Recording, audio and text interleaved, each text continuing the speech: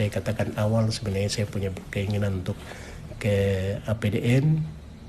Nah, tetapi Tuhan belokkan pilihan itu lewat ayah saya untuk saya harus masuk menjadi seorang pendeta. Dan ya ketika komitmen itu saya harus ambil, maka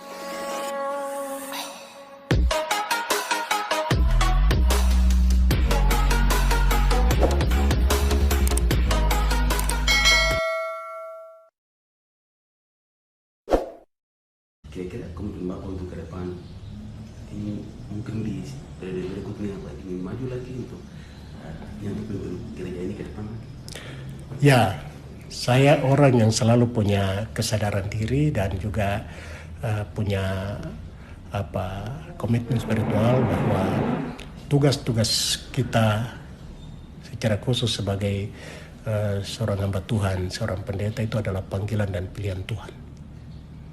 Nah, ketika Tuhan memilih dan memanggil saya, tadi saya katakan awal, sebenarnya saya punya keinginan untuk ke APDN. Nah, tetapi Tuhan belokkan pilihan itu lewat ayah saya untuk saya harus masuk menjadi seorang pendeta.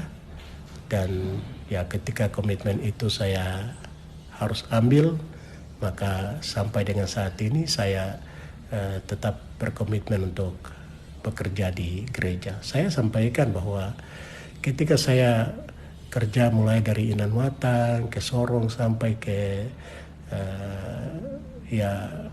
Sinode, secara khusus sampai di Sorong, saya berulang kali ditawarkan. Saya pernah ditawarkan jadi anggota DPR. Saya dikasih kursi langsung dari Golkar waktu di Inan Watang. Saya ketika di Sorong saya ditawarkan untuk wali kota, ya, dari Partai Golkar. Saya kemudian dicalonkan untuk DPR RI. Saya 2 kali ditawarkan jadi wakil gubernur, ya. Pada periode Pak Taruri, kemudian periode Mendacan, saya diminang oleh Pak Puarada, kemudian saya diminang oleh Pak Felix Wanggai, saya diminang seperti itu. Nah, saya juga dicalonkan di kampung saya untuk menjadi bupati di Tambrau, tetapi semuanya saya tolak.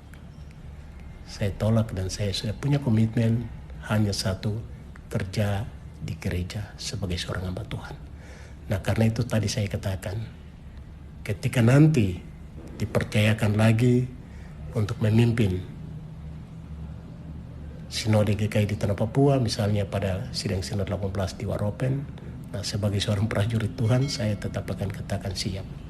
Tetapi ketika nanti dalam momentum itu saya tidak terpilih, saya harus sadari bahwa itu pilihan Tuhan.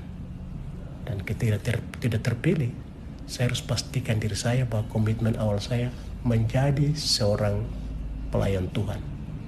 Saya harus kembali melayani jemaat, menjadi seorang pendeta misalnya, harus saya laksanakan. Dan karena itu saya katakan itu integritas diri saya. Saya tidak pernah akan membengkokkan integritas saya.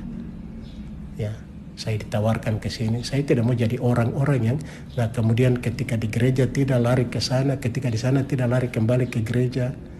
Nah, bagi saya itu soal integritas, ya. Dan kalau model seperti itu berarti apa yang saya cari?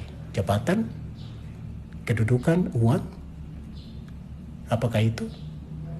Bagi saya tidak. Menjadi seorang hamba Tuhan itu komitmen.